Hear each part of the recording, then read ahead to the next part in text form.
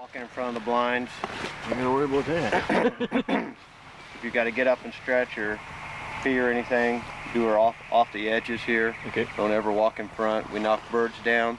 We'll haul our safeties on, make sure your safety's on. And we'll run out when the coast is clear. We'll run out, pick up birds, and then come hustle them back and get back in. But yeah, if you need to stretch your feet or anything, do it back here, not out here. That's right.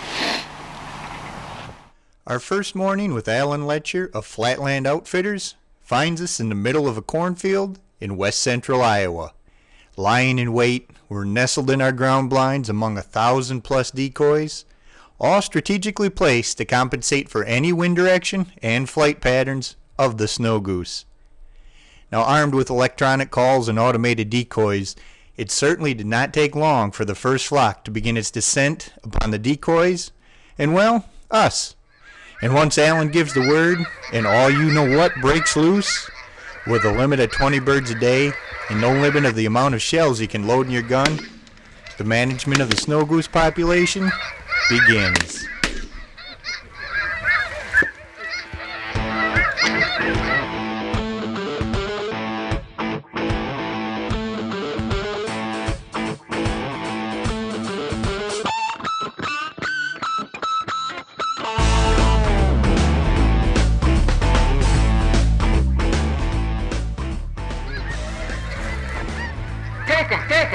Take him!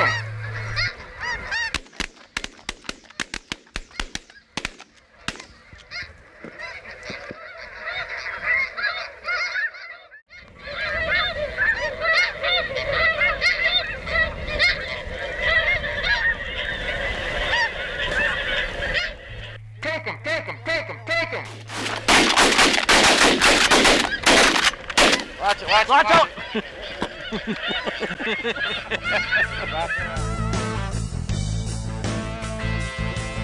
Explain to me your decoy setup here. It's very interesting. I bet you, Steve. A lot of it has to do with movement. Like this morning, we had no wind. Everything was laying down, frosted over. When out the winds come to, we've got the what they call the windsock decoy, which is adding that bobbin. The full bodies have got flappers on them. As you can see, every once in a while one will flap. The flying decoys are a spring-loaded device we came up ourselves. Kind of gives the illusion of up and down, side to side, some movement, things of that nature. Wind and sun. Over here to the right, we've got the old spinning machines we built years ago. I'll turn it on for you here. They track birds from a long ways off. They have the optical illusion flying with the decoys. To get in close, you got to shut it off and release the pipe.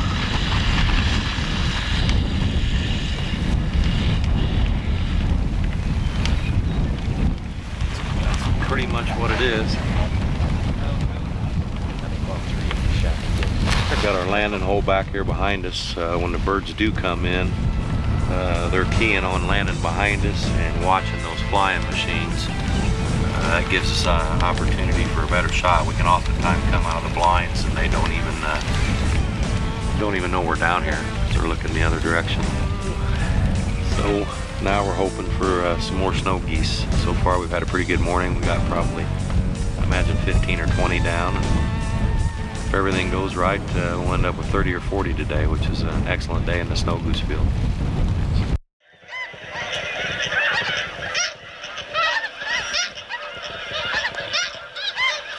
Take him!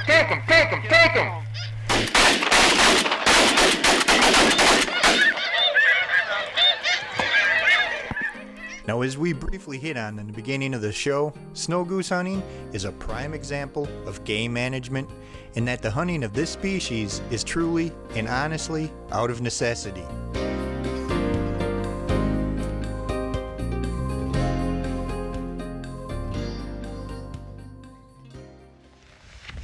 As you'll notice here with the Rossi too, versus they call that the grinning patch.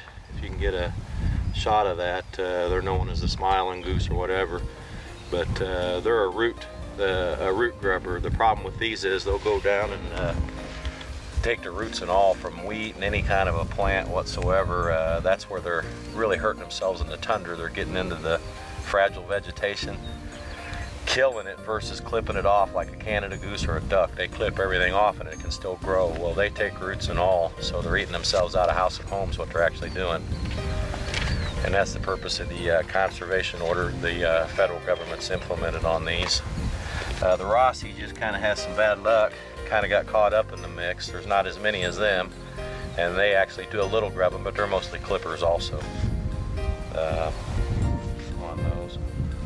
With the, and like the blue goose particularly, and the snow goose, they're exact same species. And this is what I understand from biologists. I'm no biologist, but there's only one gene difference in their gene pool, which makes up the color phase, they call that. Like if these two would actually breed, you know, say that they could, they may come out all white, they may come out blues or half and half. There's a lot of variances, but it just depends on how dominant that gene is. At one time, this was the dominant species pretty much all over. On the East Coast, the way I understand it, you hardly ever see a blue goose. Very similar on the West Coast, but here recently they've been picking up some of the blue phase bloodline. Through the Midwest here, we've always had a little bit of both. When I first started years ago, it was more dominant white. And I get some arguments with this, but I'm going to say it's pretty coming up, maybe a 60-40, 60 snow, 40% blues in the past 10 years. That's just pretty well a good rundown, general rundown on them. There's a lot of speckled bellies, things of that nature that come in along with the snow geese, so you really got to watch because the speckled belly is still a non-nuisance species, and there's a limit on them. And of course, this time of year, you're not allowed to shoot them. So we really watch when a flight comes in, and we got clients. We try to tell them, you know, speckled belly in there. Most generally, if there's any specks mixed in, we just don't call the shot. It's a lot safer to do it that way. That's pretty general rundown when you say, Kip, as far as the way it goes. The Rossies, poor little guys, they decoy a lot better than others, so they get worked over pretty hard. They're kind of caught up in this population-wise. They haven't exploded quite like the snow and the blue goose population, but it's kind of the lesser of two evils. They had to implement the conservation order to try to slow the snow goose population.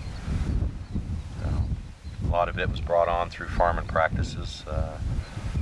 No-till, minimum till. Years ago, they used to plow everything, and when they done that, of course, the food was buried a foot deep, and a lot of these birds went back and had one egg or maybe no eggs, very malnutritioned, and just didn't have good hatches. Well, once they found this corn and a lot of no-till fields and things, all the grain left on top, they were going back and having 5 and 6 eggs and successful hatches. Well, the population immediately exploded, and it was not an overnight phenomenon, but pretty close. So Kip and I here doing everything we can to save the tundra, you know, one bird at a time.